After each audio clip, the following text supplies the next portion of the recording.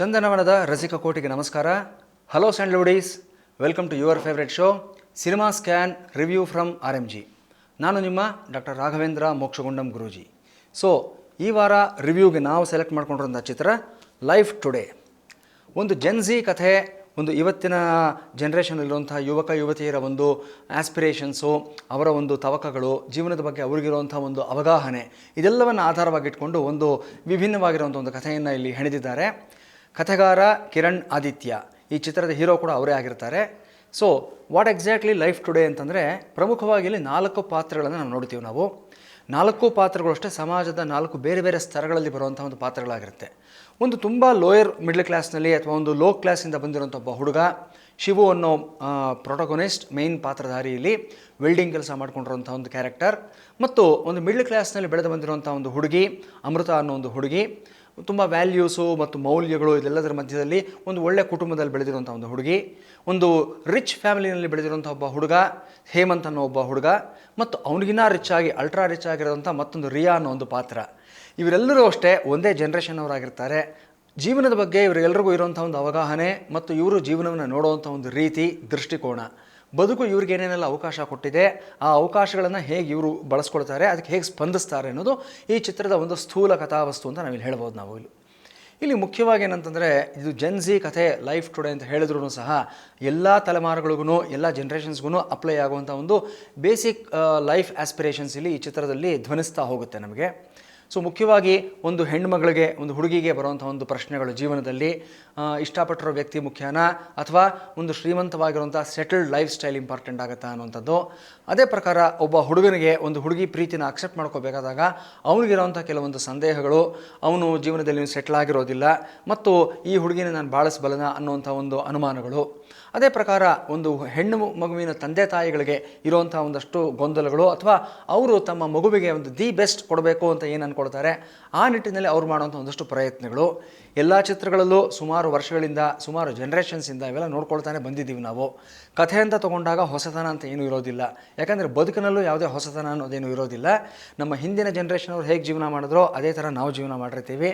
ನಾವು ಹೇಗೆ ಜೀವನ ಮಾಡಿರ್ತೀವೋ ನಮ್ಮ ಮುಂದಿನ ಜನ್ರೇಷನವರು ಸಹ ಹಾಗೇ ಜೀವನವನ್ನು ಮಾಡ್ಕೊಂಡು ಹೋಗ್ತಾರೆ. ಜೀವಿಸುವ ಶೈಲಿ, ವಿಧಾನ ಮಾತ್ರ ವ್ಯತ್ಯಾಸ ಆಗ್ತಾ ಹೋಗುತ್ತೆ.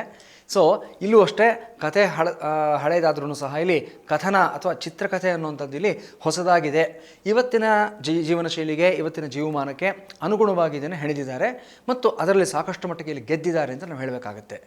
ಕಥೆ ಅಂತ ತೊಗೊಂಡಾಗ ಒಂದು ಚಿಕ್ಕಮಗಳೂರಿನ ಒಂದು ಸಣ್ಣ ಊರಿನಲ್ಲಿ ನಡೆಯುವಂಥ ಒಂದು ಕಥೆ ಇದಾಗಿರುತ್ತೆ.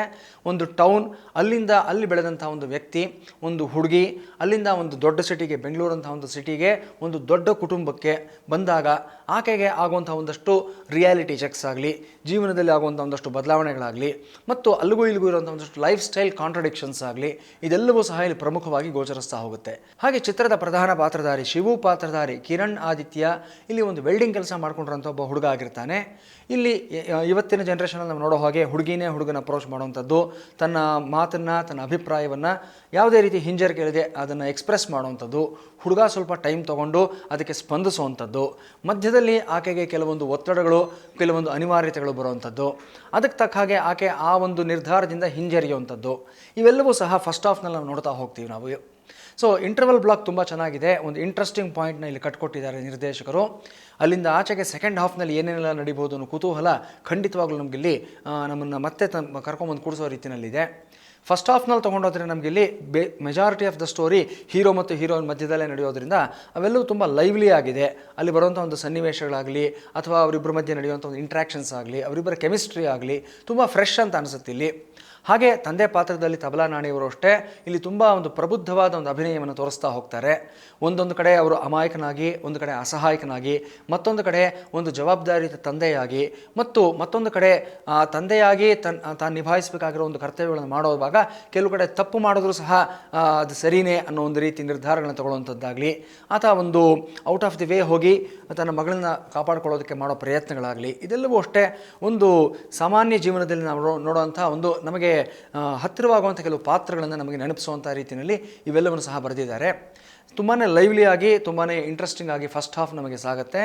ಹಾಡುಗಳು ಅಷ್ಟೇ ತುಂಬಾ ಇಲ್ಲಿ ಇಂಟ್ರೆಸ್ಟಿಂಗ್ ಆಗಿ ನಮಗೆ ಕ್ಯಾಚಿ ಆಗಿರುವಂಥದ್ದು ಕಾಣಿಸ್ತಾ ಇದೆ. ಪ್ರೊಡಕ್ಷನಲ್ಲಿ ಯಾವುದೇ ರೀತಿಯಾದಂಥ ಒಂದು ಕಾಂಪ್ರಮೈಸ್ ಇಲ್ಲ, ತುಂಬ ರಿಚ್ ಆಗಿ ತೆಗೆದಿದ್ದಾರೆ. ಕಥೆಗೆ ಏನು ಬೇಕೋ ಅದೆಲ್ಲವನ್ನು ಸಹ ಇಲ್ಲಿ ತೋರಿಸ್ಕೊಟ್ಟಿದ್ದಾರೆ. ಫೋಟೋಗ್ರಫಿ ಆಗ್ಬೋದು ಅಥವಾ ಒಂದು ಪಿಕ್ಚರೈಸೇಷನ್ ಆಗಲಿ ಎಲ್ಲವೂ ಅಷ್ಟೇ ತುಂಬ ಆ್ಯಪ್ಟ್ ಆಗಿ ಇಲ್ಲಿ ಕಾಣಿಸುತ್ತೆ ನಮಗೆ. ಪರ್ಟಿಕ್ಯುಲರ್ಲಿ ಆ್ಯಕ್ಟಿಂಗ್ ಅಂತ ತೊಗೊಂಡಾಗ ಇಡೀ ಸಿನಿಮಾದಲ್ಲಿ ಇಲ್ಲಿ ಸ್ಟ್ಯಾಂಡ್ಔಟ್ ಪರ್ಫಾರ್ಮೆನ್ಸ್ ಅಂತಂದರೆ ಲೇಖಾ ಚಂದ್ರ ಅವರ ಪರ್ಫಾರ್ಮೆನ್ಸ್ ಆಗಿರುತ್ತೆ. ಬಿಕಾಸ್ ಇಡೀ ಸಿನಿಮಾ ಹೀರೋಯಿನ್ ಪರ್ಸ್ಪೆಕ್ಟಿವಿಂದಾನೇ ನಡೆಯೋದನ್ನು ನಾವು ನೋಡ್ತೀವಿ. ನಾವು ಇಲ್ಲಿ ಕಥೆಗಾರ ಕಿರಣ್ ಆದಿತ್ಯ ಅವ್ರನ್ನ ಅಪ್ರಿಷಿಯೇಟ್ ಮಾಡಬೇಕಾಗತ್ತೆ. ಯಾಕೆಂದರೆ from A women's perspective, from A girls perspective ಇಂದಾನೆ ಎಂಟೈರ್ ಸ್ಟೋರಿಯಲ್ಲಿ ನರೇಟ್ ಮಾಡ್ತಾ ಹೋಗ್ತಾರೆ ನಮಗೆ. So this is one very appreciable thing. And ಅದಕ್ಕೆ ತಕ್ಕ ಹಾಗೆ ಒಂದು ಆ್ಯಪ್ಟ್ ಪರ್ಫಾರ್ಮೆನ್ಸನ್ನು ಬಬ್ಲಿ ಹೀರೋಯಿನ್ ಆಗಿ ಮತ್ತು ಮದುವೆಯಾದ ಹೊಸದರಲ್ಲಿ ಒಂದು ಹೆಣ್ಣುಮಗಳಿಗೆ ಇರುವಂಥ ಕೆಲವೊಂದು ಆತಂಕಗಳನ್ನು ತೋರಿಸೋದ್ರಲ್ಲಾಗಲಿ, ತನ್ನ ಜೀವನದಲ್ಲಿ ಆಗಿರುವಂಥ ಒಂದಷ್ಟು ಆಕೆಗೆ ನೋವಾಗಲಿ ಅಥವಾ ಆಕೆಗೆ ಆಗಿರುವಂಥ ಡಿಸಪಾಯಿಂಟ್ಮೆಂಟ್ಸ್ ಆಗಲಿ, ಅದರಿಂದ ಆಗಿರುವಂಥ ಒಂದು ಪರಿಣಾಮಗಳಾಗಲಿ ಮತ್ತು ಎಂಡ್ನಲ್ಲಿ ಒಂದು ಎಮೋಷನಲ್ ಒಂದು ಡೆಪ್ತನ್ನು ಕೊಟ್ಟು ಪರ್ಫಾರ್ಮೆನ್ಸ್ ಕೊಡೋದಾಗಲಿ, ಈಚ್ ಆ್ಯಂಡ್ ಎವ್ರಿ ಸೀನ್ನಲ್ಲಿ ಲೇಖಾ ಚಂದ್ರ ಅಲ್ಲಿ ದಿ ಬೆಸ್ಟ್ ಕೊಟ್ಟಿದ್ದಾರೆ ಅಂತ ಹೇಳಬೇಕಾಗತ್ತೆ. ಹಾಗೆ ಕಿರಣ್ ಆದಿತ್ಯ ನಟನೆಗೆ ಹೊಸಬರಾದ್ರೂ ಸಹ ಇಲ್ಲಿ ಕಥೆಗಾರನಾಗೂ ಸಹ ಸಾಕಷ್ಟು ಶ್ರಮಿಸಿದ್ದಾರೆ ಅವರು. ಸೊ ಪ್ರತಿ ಪಾತ್ರವನ್ನು ಸಹ ಅವರು ಅರ್ಥ ಮಾಡಿಕೊಂಡು ಆ ಪಾತ್ರದ ಒಂದು ಆಯಾಮಗಳನ್ನು ಹೇಗೆಲ್ಲ ರೂಪಿಸಬೇಕು ಅನ್ನೋದನ್ನು ತುಂಬ ಚೆನ್ನಾಗಿ ಅರ್ಥ ಮಾಡ್ಕೊಂಡು ಬರೆದಿದ್ದಾರೆ. ಪರ್ಫಾರ್ಮೆನ್ಸ್ ಅಂತ ತೊಗೊಂಡಾಗ ಫಸ್ಟ್ ಹಾಫ್ನಲ್ಲಿ ಸ್ವಲ್ಪ ಎಲ್ಲ ಡಲ್ ಅಂತ ಅನಿಸುತ್ತೆ ಅವ್ರ ಪರ್ಫಾರ್ಮೆನ್ಸು. ಆದರೆ ಹೋಗ್ತಾ ಹೋಗ್ತಾ ಹಾಗೆ ನಿಧಾನವಾಗಿ ನಮ್ಮನ್ನು ಕ್ಯಾಪ್ಟಿವೇಟ್ ಮಾಡ್ಕೊಳ್ತಾ ಹೋಗ್ತಾರೆ. ಪರ್ಟಿಕ್ಯುಲರ್ಲಿ ಸೆಕೆಂಡ್ ಹಾಫ್ನಲ್ಲಿ ಒಂದು ಡಿಸಪಾಯಿಂಟೆಡ್ ಲವರ್ ಆಗಿ, ಒಂದು ಫೇಲ್ಯೂರ್ ಪ್ರೇಮಿಯಾಗಿ ಮತ್ತು ಜೀವನವನ್ನು ತುಂಬ ಒಂದು ಜವಾಬ್ದಾರಿಯುತವಾಗಿ ನೋಡುವಂಥ ಒಬ್ಬ ಹುಡುಗನಾಗಿ ಕಾಣಿಸ್ಕೊಳ್ತಾರೆ. ಪ್ರತಿ ಹಂತದಲ್ಲೂ ಸಹ ತನಗೆ ಸಮಸ್ಯೆಗಳನ್ನು ತಂದುಕೊಂಡ್ರೂ ಪರವಾಗಿಲ್ಲ, ಬೇರೆಯವ್ರಿಗೆ ತೊಂದರೆ ಆಗಬಾರ್ದು ಅನ್ನೋ ನಿಟ್ಟಿನಲ್ಲೇ ನಿರ್ಧಾರಗಳನ್ನು ತೆಗೆದುಕೊಳ್ತಾ ಹೋಗುವಂಥದ್ದು ತುಂಬಾ ಅಪೀಲಿಂಗ್ ಆಗಿ ಮತ್ತು ನಮ್ಮ ಮನಸ್ಸಿಗೆ ಹತ್ತಿರವಾಗ್ತಾ ಹೋಗುತ್ತೆ ಈ ಪಾತ್ರ. ಹಾಗೆ ಒಂದೊಂದು ಸಿಚುಯೇಷನಲ್ಲೂ ಅಷ್ಟೇ ಒಂದು ನಿರ್ಧಾರ ತೊಗೊಳಕ್ಕೆ ಮುಂಚೆ 10 ಬಾರಿ ಆಲೋಚನೆ ಮಾಡುವಂಥ ಒಂದು ಗುಣ ಆಗಲಿ ಅಥವಾ ಆ ಪಾತ್ರ ತೊಗೊಂಡಿರೋಂಥ ಕೆಲವೊಂದು ನಿರ್ಧಾರಗಳಿಗೆ ಕೊಡುವಂಥ ಜಸ್ಟಿಫಿಕೇಷನ್ಸ್ ಆಗಲಿ, ಇವೆಲ್ಲವೂ ತುಂಬ ನ್ಯಾಚುರಲ್ ಆ್ಯಂಡ್ ಬಿಲೀವೇಬಲ್ ಆಗಿ ಕಾಣಿಸುತ್ತೆ ನಮಗೆ. ಇನ್ನು ತಬಲಾ ನಾಣಿ ಪಾತ್ರದಲ್ಲಿ ಹೇಳಬೇಕು ಅಂತಂದರೆ ತುಂಬ ಪ್ರಬುದ್ಧವಾದ ಪಾತ್ರವನ್ನು, ಅಭಿನಯವನ್ನು ಎಂದಿನಂತೆ ಅವರು ಕೊಟ್ಟಿದ್ದಾರೆ. ಈ ಇಡೀ ಚಿತ್ರಕ್ಕೆ ಮತ್ತೊಂದು ಆಯಾಮದಲ್ಲಿ ಒಂದೊಂದು ಪರ್ಸ್ಪೆಕ್ಟಿವ್ನಲ್ಲಿ ಕಥೆ ಎಲ್ಲವೂ ಸಹ ತಬಲಾ ನಾಣಿ ಪರ್ಸ್ಪೆಕ್ಟಿವ್ನಲ್ಲಿ ನಡೀತಾ ಹೋಗುತ್ತೆ. ಸೊ ಇಲ್ಲಿ ಒಂದು ಸಟಲ್ ಮೆಸೇಜ್ ಕೂಡ ಇದೆ. ಹೆಣ್ಣು ಹೆತ್ತಂಥ ತಂದೆ ತಾಯಿಗಳಿಗೆ ಯಾವ ರೀತಿ ಮಾಡಬೇಕು, ಯಾವ ರೀತಿ ಮಾಡಬಾರ್ದು ಅನ್ನೋದ್ರ ಬಗ್ಗೆ ಈ ಜೆನ್ಸಿ ಪೇರೆಂಟ್ಸ್ಗೆ ಒಂದು ಸಟಲ್ ಮೆಸೇಜ್ ಕೂಡ ಇದೆ. ಅದೇ ಥರ ಕೊನೆಯಲ್ಲಿ ಹೆಣ್ಮಕ್ಳಿಗೂ ಒಂದು ಸಟಲ್ ಮೆಸೇಜ್, ಒಂದು ಡೈರೆಕ್ಟ್ ಮೆಸೇಜೇ ಕೊಟ್ಟಿದ್ದಾರೆ. ಅದ್ರ ಬಗ್ಗೆ ಮತ್ತೆ I will come back to you again. ಇನ್ನು ಬೇರೆ ಪರ್ಫಾರ್ಮೆನ್ಸಸ್ ಅಂತ ತೊಗೊಂಡ್ರೆ ಇಲ್ಲಿ ನಮಗೆ ಪ್ರಮುಖವಾಗಿ ಕಾಣಿಸುವಂಥದ್ದು ಇಲ್ಲಿ 4 ಪಾತ್ರಗಳಾಗಿರುತ್ತೆ. ಒಂದು ನಾನು ಆಗಲೇ ಹೇಳಿರೋ ಪ್ರಕಾರ ಲೋಯರ್ ಮಿಡ್ಲ್ ಕ್ಲಾಸ್ ಅಥವಾ ತುಂಬ ಒಂದು ಎಕನಾಮಿಕಲಿ ವೀಕರ್ ಸೆಕ್ಷನಿಂದ ಬಂದಿರುವಂಥ ನಾಯಕ, ಅಂದರೆ ಒಂದು ಬಡತನದಿಂದ ಬಂದಿರುವಂಥ ವೆಲ್ಡಿಂಗ್ ಕೆಲಸ ಮಾಡುವಂಥ ಒಬ್ಬ ನಾಯಕನ ಪಾತ್ರ ಶಿವು ಪಾತ್ರ ಕಿರಣ್ ಆದಿತ್ಯ. ಮಿಡ್ಲ್ ಕ್ಲಾಸ್ ಹೆಣ್ಣುಮಗಳಾಗಿ ಇಲ್ಲಿ ಅಮೃತ ಪಾತ್ರದಲ್ಲಿ ಲೇಖಾ ಚಂದ್ರ ಮತ್ತು ರಿಚ್ ಕ್ಲಾಸ್ ಫ್ಯಾಮಿಲಿನಲ್ಲಿ ಹುಟ್ಟಿರುವಂಥ ಒಬ್ಬ ಸ್ಪಾಯಿಲ್ಡ್ ಬ್ರ್ಯಾಟ್ ಆಗಿ ಇಲ್ಲಿ ರಥರ್ವ. ಅದೇ ಥರ ಅವನಿಗಿನ ಅಲ್ಟ್ರಾ ರಿಚ್ ಆಗಿರುವಂಥ ಒಂದು ರಿಯಾ ಪಾತ್ರದಲ್ಲಿ ಇಲ್ಲಿ ಯುಕ್ತಾ ಪೆರ್ವಿ. ಒಬ್ರಿಗಿನ ಒಬ್ರದ್ದು ತುಂಬ ಕಾಂಟ್ರಾಸ್ಟಿಂಗ್ ಆಗಿರುವಂಥ ಲೈಫ್ ಸ್ಟೈಲ್ಸು, ಜೀವನವನ್ನು ಇವರೊಬ್ಬೊಬ್ರು ನೋಡೋವಂಥ ಒಂದು ದೃಷ್ಟಿಕೋನನೂ ಅಷ್ಟೇ, ಒಂದು ಪರ್ಸ್ಪೆಕ್ಟಿವ್ ಕೂಡ ಅಷ್ಟೇ ಕಾಂಟ್ರಾಸ್ಟಿಂಗ್ ಆಗಿರುತ್ತೆ. ಇಡೀ ಸಿನಿಮಾದ ಜೀವಾಳ ಇದೇ ಆಗಿರುತ್ತೆ, ಈ ಕಾಂಟ್ರಾಸ್ಟಿಂಗ್ಸ್ ಆಫ್ ಪರ್ಸ್ಪೆಕ್ಟಿವ್ಸ್ ಏನಿರುತ್ತೆ ಮತ್ತು ಅವರು ಜೀವನವನ್ನು ಯಾವ ರೀತಿಯಲ್ಲಿ ಆಯ್ಕೆ ಮಾಡ್ಕೊಳ್ತಾ ಹೋಗ್ತಾರೆ ಅನ್ನೋದೇ ಇಲ್ಲಿ ಮೈನ್ ಜೀವಾಳವಾಗಿ ನಮಗೆ ಕಾಣಿಸ್ತಾ ಹೋಗುತ್ತೆ ನಮಗೆ. ಇನ್ನು ಮುಖ್ಯವಾಗಿ ರಥರ್ವ ಆಲ್ಮೋಸ್ಟ್ ಸೆಕೆಂಡ್ ಹಾಫ್ನಲ್ಲಿ ಎಂಟ್ರಿ ಆಗ್ತಾ ಹೋಗ್ತಾರೆ. ಜಸ್ಟ್ ಬಿಫೋರ್ ಇಂಟರ್ವಲ್ ಬಂದ್ರೂ ಸಹ ಇವ್ರ ಪಾತ್ರ ಹೆಚ್ಚಾಗಿ ನಮಗೆ ಸೆಕೆಂಡ್ ಹಾಫ್ನಲ್ಲಿ ಕಾಣಿಸ್ತಾ ಹೋಗುತ್ತೆ. ಒಂದು ಕನ್ಫ್ಯೂಸ್ಡ್ ಸ್ಪಾಯಿಲ್ಡ್ ಬ್ರ್ಯಾಟ್ ಆಗಿ, ಒಂದು ಎಲ್ಲೋ ಒಂದು ಕಡೆ ಒಂದು ಸೈಕಿಕ್ ಮೆಂಟ್ಯಾಲಿಟಿ ಇರುವಂಥ ಒಬ್ಬ ವ್ಯಕ್ತಿಯಾಗಿ, ಒಂದು ಕನ್ಫ್ಯೂಸ್ಡ್ ಸ್ಪಾಯಿಲ್ಡ್ ಬ್ರ್ಯಾಟ್ ಆಗಿ, ಹಾಗೆ ಒಂದು ಜೀವನದ ಬಗ್ಗೆ ಕ್ಲಾರಿಟಿ ಇಲ್ಲದೆ ಇರೋಂಥ ಒಂದು ಡಿಪೆಂಡೆಂಟ್ ಸನ್ ಆಗಿ ಒಂದು ವಿಭಿನ್ನವಾದಂಥ ಒಂದು ಪರ್ಫಾರ್ಮೆನ್ಸ್ನ ಇಲ್ಲಿ ಕೊಟ್ಟಿದ್ದಾರೆ. 2-3 ಶೇಡ್ಸ್ ಇದೆ ಅವರ ಪರ್ಫಾರ್ಮೆನ್ಸ್ಗೆ. ರಥರ್ವ ಪಾತ್ರಕ್ಕೆ ಒಂದು 2-3 ಶೇಡ್ಸ್ ಕೂಡ ಇದೆ. ಎಲ್ಲೋ ಒಂದು ಕಡೆ ಒಂದು ಸೈಕೋ ಕ್ಯಾರೆಕ್ಟರ್ ಥರ ಒಂದು ಡಿಪಿಕ್ಟ್ ಆಗ್ತಾ ಹೋಗುತ್ತೆ. ಸೊ ಮತ್ತೆ ಅದನ್ನು ರಿಯಲೈಸ್ ಮಾಡ್ಕೊಳ್ಳೋಂಥ ಒಂದು ಪರ್ಫಾರ್ಮೆನ್ಸ್ ಕೂಡ ಕೊಡ್ತಾ ಹೋಗ್ತಾರೆ. ಸೊ ಓವರಾಲ್ ಒಂದು ಟೋಟಲ್ ಕಾಂಟ್ರಾಸ್ಟಿಂಗ್ ಆಗಿ ಕಾಣಿಸ್ತಾ ಹೋಗುತ್ತೆ. ಕಥೆ ಅಂತ ತೊಗೊಂಡಾಗ ನಮಗಿಲ್ಲಿ ತಾನು ಇಷ್ಟಪಟ್ಟಂಥ ಹೆಣ್ಣುಮಗಳನ್ನ ಬಿಟ್ಕೊಡೋವಂಥದ್ದಾಗಲಿ ಅಥವಾ ಆಕೆ ಅಲ್ಲಿಂದ ಹೋಗಿ ಇನ್ನೊಂದು ಜೀವನದ ಕಟ್ಕೊಳ್ಳೋವಂಥದ್ದಾಗಲಿ, ಅಲ್ಲಿ ಆಕೆ ಕಷ್ಟಪಡೋವಂಥದ್ದಾಗಲಿ, ಇದು ಯಾವುದೂ ಹೊಸದಲ್ಲ. 50 ವರ್ಷಗಳ ಹಿಂದೆ ನಾಗರಹಾವ್ನಲ್ಲೂ ಇದೇ ಕಥೆನೇ ನಾವು ನೋಡಿದ್ದೀವಿ ನಾವು. ಇನ್ನು ಭಗ್ನ ಪ್ರೇಮಿಯಾಗಿ ಒಬ್ಬ ಯುವಕ ಕುಡಿತಕ್ಕೆ ದಾಸನಾಗ್ತಕ್ಕಂಥದ್ದು, ಇದು ಅಷ್ಟೇ ಯಾವುದೂ ಹೊಸ ಕಥೆ ಅಲ್ಲ. 70-80 ವರ್ಷಗಳ ಹಿಂದೆ ದೇವದಾಸಿಂದ ಬಂದಿರುವಂಥ ಒಂದು ಟ್ರೈಡ್ ಆ್ಯಂಡ್ ಟೆಸ್ಟೆಡ್ ಫಾರ್ಮ್ಯುಲಾನೇ ಆಗಿರುತ್ತೆ ಇಲ್ಲಿ. ಸೊ ಮತ್ತೆ ಈ ಕುಡಿತದ ಚಟಕ್ಕೆ ಸಿಕ್ಕಾಕೊಂಡಿರುವಂಥ ಒಂದು ಪಾತ್ರವಾಗೇ ಹೀರೋಗಳನ್ನು ಯಾಕೆ ಪ್ರೊಜೆಕ್ಟ್ ಮಾಡ್ತಾ ಹೋಗ್ತಾರೆ ಅನ್ನೋದು ನನಗೊಂದು ಪ್ರಶ್ನೆಯಾಗಿ ಯಾವಾಗಲೂ ಸಹ ಉಳಿಯುತ್ತೆ. ಸಮಾಜವನ್ನು ಇವರು ತೋರಿಸ್ಕೊಡ್ತಾ ಇದ್ದಾರೆ ಅಥವಾ ಸಮಾಜ ಇದರಿಂದ ಇನ್ಫ್ಲೂಯೆನ್ಸ್ ಆಗುತ್ತಾ ಅನ್ನೋ ಪ್ರಶ್ನೆ ಇಂಥ ಪಾತ್ರಗಳು ನೋಡಿದಾಗ ಆವಾಗ ನಮಗೆ ಉತ್ಪತ್ತಿ ಆಗ್ತಾನೆ ಇರುತ್ತೆ ಇಲ್ಲಿ. ಬಟ್ ಇದು ಸ್ವಲ್ಪ ಮಾಸ್ ಆಡಿಯನ್ಸ್ಗೆ ಹತ್ತಿರ ಆಗುವಂಥ ಒಂದು ಕ್ಯಾರೆಕ್ಟರೈಸೇಷನ್ ಆಗಿರೋದ್ರಿಂದ ಬಹುಶಃ ಇಲ್ಲಿ ನಾಯಕ ನಟ ಈ ರೀತಿಯಾದಂಥ ಒಂದು ಕ್ಯಾರೆಕ್ಟರೈಸೇಷನ್ ಇಲ್ಲಿ ಆಯ್ಕೆ ಮಾಡ್ಕೊಂಡಿದ್ದಾರೆ ಅಂತ ಅನಿಸುತ್ತೆ. ಹ್ಯಾವಿಂಗ್ ಸೆಡ್ ದಟ್ ಕೆಲವೊಂದು ಪಾತ್ರಗಳು ಇಲ್ಲಿ ಕೆಲವೊಂದು ಡೈಲಾಗ್ಸನ್ನು ಆಡಿಯನ್ಸ್ ಇದಕ್ಕೆ ರಿಯಾಕ್ಟ್ ಮಾಡುವಂಥ ರೀತಿ ನಿಜಕ್ಕೂ ಚಿಂತಾಜನಕ ಅಂತ ನನಗನ್ನಿಸುತ್ತೆ ಪರ್ಟಿಕ್ಯುಲರ್ಲಿ. ಬಿಕಾಸ್ ಇಲ್ಲಿ ರಥರ್ವ ಪಾತ್ರ ಒಂದು ಕಡೆ ಮೀಸೋಜಿನಿಸ್ಟಿಕ್ ಆಗಿ ತೋರಿಸುವಂಥದ್ದು, ಪರ್ಟಿಕ್ಯುಲರ್ಲಿ ಇಲ್ಲಿ ಒಂದು ಮೀಸೋಜಿನಿಸ್ಟಿಕ್ ಪಾತ್ರದಲ್ಲಿ ರಥರ್ವ ತನ್ನ ಹೆಂಡತಿ ಪಾತ್ರಕ್ಕೆ ಹೇಳುವಂಥ ಡೈಲಾಗು, ನೀನು ಬೆಳಗಿನ ಹೊತ್ತು ಅಡುಗೆ ಮನೆಗೆ ಮಾತ್ರ ಸೀಮಿತವಾಗಿರಬೇಕು, ರಾತ್ರಿ ಹೊತ್ತು ಬೆಡ್ರೂಮಿಗೆ ಮಾತ್ರ ಸೀಮಿತವಾಗಿರಬೇಕು ಅಂತ ಹೇಳುವಂಥ ಒಂದು ಡೈಲಾಗು. ಆ ಡೈಲಾಗ್ಗೆ ಆಡಿಯನ್ಸ್ ಕೊಟ್ಟಂಥ ಒಂದು ಸ್ಪಂದನೆ ಸಮಾಜದ ಇವತ್ತಿನ ಸ್ಥಿತಿಗತಿಗಳಿಗೆ ಒಂದು ದುರಂತ ದೃಷ್ಟಿಕರಣಿಯಾಗಿ ನಾನು ಹೇಳಬೇಕಾಗುತ್ತೆ ಇಲ್ಲಿ. ಆ ಡೈಲಾಗ್ಗೆ ಆಡಿಯನ್ಸ್ ಕೊಟ್ಟಂಥ ಒಂದು ಸ್ಪಂದನೆ, ಒಂದು ರಿಯಾಕ್ಷನ್ ಏನಿದೆ, ಸಮಾಜದ ಇವತ್ತಿನ ಒಂದು ದುರಂತಮಯವಾದ ಒಂದು ಸ್ಥಿತಿಗತಿಗೆ ಕನ್ನಡಿ ಹಿಡಿದಂಗಿದೆ. ಸೊ ಒಂದು ರಿಯಾಲಿಟಿ ಚೆಕ್ ಕೂಡ ಆಗಿದೆ. ಸೊ ನಿರ್ದೇಶಕರನ್ನ ಇಲ್ಲಿ ನಾವು ಬ್ಲೇಮ್ ಮಾಡೋದಕ್ಕಾಗೋದಿಲ್ಲ, ಯಾಕಂದರೆ ಕರೆಂಟ್ ಸೊಸೈಟಿ ಏನಿದೆ ಅದಕ್ಕೆ ಅವರು ಕನ್ನಡಿ ಹಿಡಿದಿದ್ದಾರೆ ಅಂತ ಹೇಳಬೇಕಾಗತ್ತೆ. ಎಲ್ಲೋ ಒಂದು ಕಡೆ ಸಮಾಜ ಬದಲಾವಣೆ ಆದರೆ ಚಿತ್ರಗಳು ಸಹ ಬದಲಾವಣೆ ಆಗ್ತಾ ಹೋಗುತ್ತೆ ಅಂತ ನಾವು ಆಶಿಸ್ಬೋದು. ಹ್ಯಾವಿಂಗ್ ಸೆಡ್ ದಟ್ ಸಮಾಜದಲ್ಲಿರೋ ಎಲ್ಲ ಪಾತ್ರಗಳು, ಎಲ್ಲ ರೀತಿಯಾದಂಥ ಒಂದು ಕಾಂಟ್ರಾಸ್ಟ್ಗಳು ಇದನ್ನು ಸೇರಿಸ್ಕೊಂಡು ಒಂದು ಕಥೆಯನ್ನು ಇಲ್ಲಿ ಹಿಡಿದಿದ್ದಾರೆ. ಓವರಾಲ್ ಸಿನಿಮಾ ನಮ್ಮನ್ನು ಕೂಡಿಸುತ್ತೆ, ಎಲ್ಲೂ ಸಹ ಬೋರ್ ಅಂತ ಅನಿಸೋದಿಲ್ಲ, ಲ್ಯಾಗ್ ಅಂತ ಅನಿಸೋದಿಲ್ಲ. ಓವರಾಲ್ ಸಿನಿಮಾ ತೊಗೊಂಡ್ರೆ ನಮಗೆ ಜಾಸ್ತಿ ಟ್ವಿಸ್ಟ್ಗಳು ಟರ್ನ್ಗಳು ಇಲ್ಲದೆ ಹೋದ್ರೂ ಸಹ ಇಲ್ಲಿ ಪ್ರತಿಯೊಂದು ಓವರಾಲ್ ಸಿನಿಮಾ ಜಾಸ್ತಿ ಟ್ವಿಸ್ಟ್ಗಳು ಟರ್ನ್ಗಳು ಅನ್ನೋದು ಇಲ್ಲದೆ ಹೋದ್ರೂ ಸಹ ಪ್ರತಿಯೊಂದು ಪಾತ್ರನೂ ಸಹ ಒಂದು ಪರಿಧಿನಲ್ಲಿ ಇಲ್ಲಿ ಪರ್ಫಾರ್ಮೆನ್ಸನ್ನು ಕೊಟ್ಟಿರುವಂಥದ್ದು, ಎಲ್ಲೂ ಮೆಲೋ ಡ್ರಾಮಾ ಆಗದೆ ಇರುವಂಥದ್ದು, ಯಾವುದು ಓವರ್ ದ ಬೋರ್ಡ್ ಹೋಗದೆ ಇರುವಂಥದ್ದು, ತುಂಬ ಸಹಜಾಭಿನಯ ಅಂತ ಅನಿಸುತ್ತೆ. ನಮಗೆ ಕನೆಕ್ಟಿವಿಟಿ ಅನ್ನೋದು ಇಲ್ಲಿ ಜಾಸ್ತಿ ಆಗ್ತಾ ಹೋಗುತ್ತೆ. ಪ್ರತಿ ಸೀನ್ ಟು ಸೀನ್ ಇಲ್ಲಿ ರಿಲೇಟಬಿಲಿಟಿ ಆ್ಯಂಡ್ ಕನೆಕ್ಟಿವಿಟಿ ಜಾಸ್ತಿ ಆಗ್ತಾ ಹೋಗುತ್ತೆ. ಇನ್ನು ಪರ್ಟಿಕ್ಯುಲರ್ಲಿ ಸೆಕೆಂಡ್ ಹಾಫ್ ಬರೋಷ್ಟೊತ್ತಿಗೆ ಸಿನಿಮಾ ಬೇರೆಯೇ ಒಂದು ಟ್ರ್ಯಾಕ್ ತೊಗೊಳುತ್ತೆ. ಯುಕ್ತಾ ಪರ್ವಿ ಇವತ್ತಿನ ಒಂದು ಅಲ್ಟ್ರಾ ಮಾಡರ್ನ್ ಹುಡುಗಿಯಾಗಿ ಇಲ್ಲಿ ಕಾಣಿಸ್ಕೊಂಡಿದ್ದಾರೆ ರಿಯಾ ಅನ್ನೋ ಒಂದು ಪಾತ್ರದಲ್ಲಿ. ಸೊ ಸಮಾಜದ ಮತ್ತೊಂದು ಮಗ್ಗಲು, ಮತ್ತೊಂದು ಆಯಾಮವನ್ನು ತೋರಿಸುವಂಥ ಒಂದು ಪ್ರಯತ್ನ ನಿರ್ದೇಶಕರು ಇಲ್ಲೂ ಸಹ ಮಾಡಿದ್ದಾರೆ. ಒಂದು ಸಲ ಇಡೀ ಬೆಂಗಳೂರು ಸರ್ಕಲ್ ಹೊಡ್ಕೊಂಡು ಬಂದಂಗೆ ಅನಿಸುತ್ತೆ ಈ ಚಿತ್ರವನ್ನು ನೋಡಿದಾಗ.